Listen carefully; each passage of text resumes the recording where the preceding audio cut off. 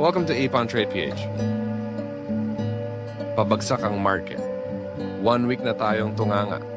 Kaya kahit papano nag-sell tayo ng isang position para sa weekly check natin ng market.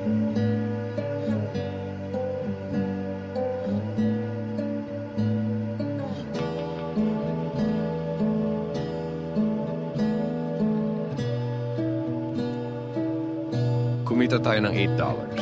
Kaya update na natin ang month to date natin.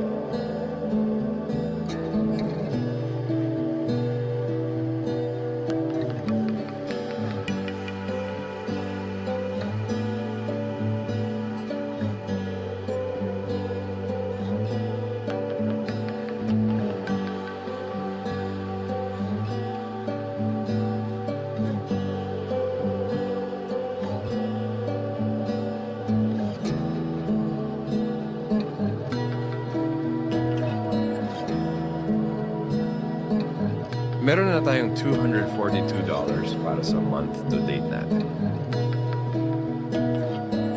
Sipagan lang natin kahit mukhang hindi tataas ang market agad, basta stay strong lagi. Thanks for watching. See you on the next video. Please subscribe, like, and comment.